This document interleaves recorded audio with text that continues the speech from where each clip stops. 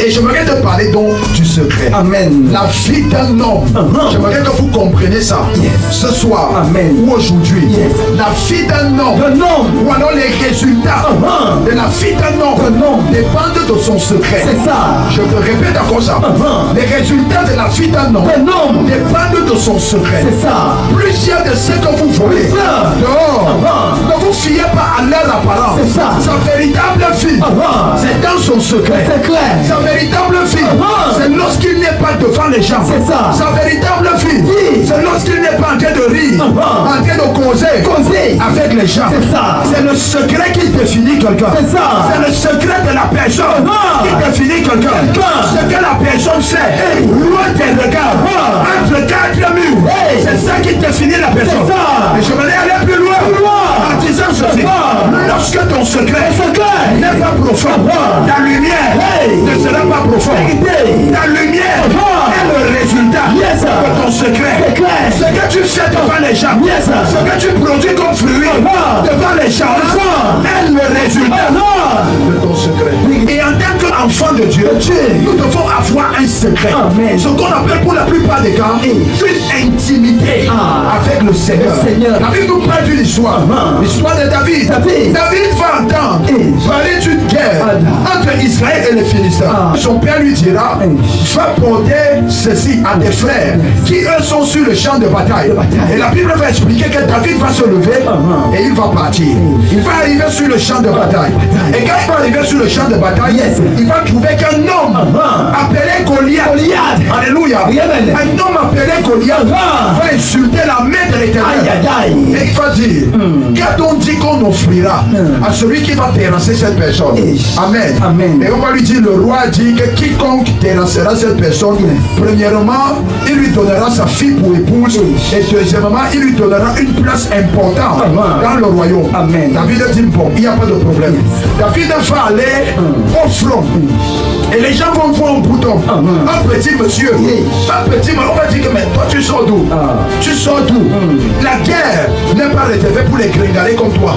La guerre n'est pas réservée pour les personnes comme toi là. La guerre c'est pour les robustes. La guerre c'est pour les personnes dures, matures, qui ont été formées pour ça. La Bible dit quand David va s'avancer devant Saül, il va lui dire moi je veux combattre cet homme. Cet incirconcis qui a osé insulter la main de l'Éternel. Saül va lui dire non mon fils, je ne veux pas te plaire. La paix est bien. Mieux tu rentres dans la maison de ton père. Parce que quand je te vois là, tu es un embryon, tu es un gringalé, tu ne peux rien faire ici. David va raconter son secret à Saül. Et il va dire à Saül, oh mon roi, lorsque ton serviteur paissait les brebis de son père, lorsque le loup ou alors le lion venait pour prendre une brebis, ton serviteur courait vers le lion.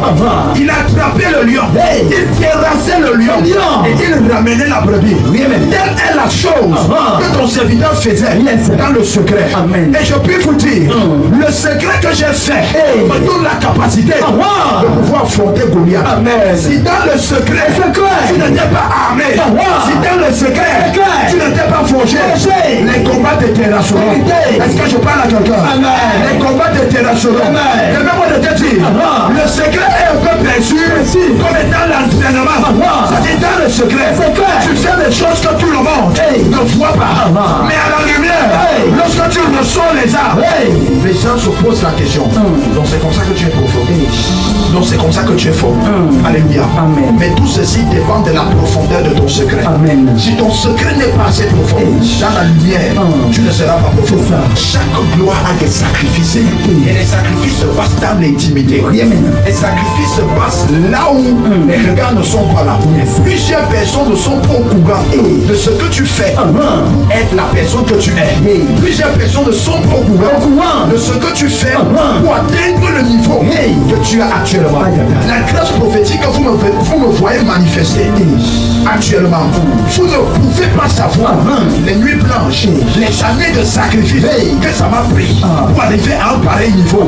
Et les sacrifices que je continue de faire pour arriver à un pareil niveau.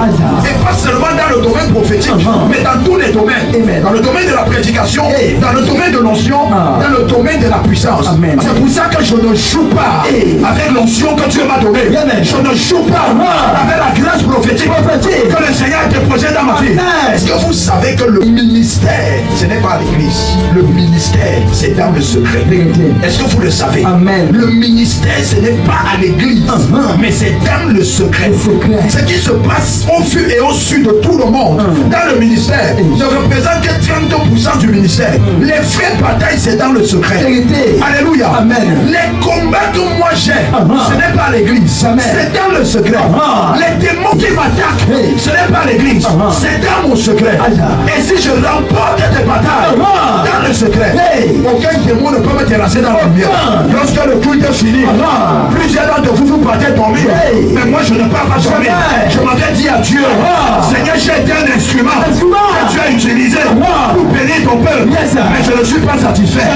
Ajoute encore. Je veux plus de toi. Mets encore ton onction dans ma vie. Plus de sagesse dans la planification des choses de ta maison. Qu'est-ce qui me donne cette énergie? Qu'est-ce qui me donne cette capacité? C'est la profondeur dans le secret. Quand vous voyez les hommes de Dieu, tous les hommes de Dieu que vous voyez là, je parle des véritables hommes de Dieu. Ils sont appelés, n'est-ce pas? Ce sont des personnes que tu as appelées et équipées. Tu as investi en eux. Mais cependant, lorsque vous allez les placer et vous allez les évaluer sur un type d'échelle, vous allez vous rendre compte que les dimensions diffèrent. Quand dans le domaine de l'onction, de la puissance et même dans la prédication, la variation de ces niveaux ou la différenciation de ces niveaux, c'est le secret. Si je suis un homme de Dieu et dans mon secret, je suis plus profond que toi, ne t'attends pas à ce que Dieu t'utilise comme. Parce que moi, je creuse là où tu ne creuses pas. Je fais là où tu ne vas pas. C'est le secret qui appelle la présence de Dieu dans ta vie. C'est-à-dire que lorsque tu ouvres ta bouche pour prendre la parole, on ressent une différence. On ressent que celui-ci, il n'est pas comme les autres. Pourquoi? À cause du secret. Pose la question à ton voisin, comment est ton secret? Comment est ton secret?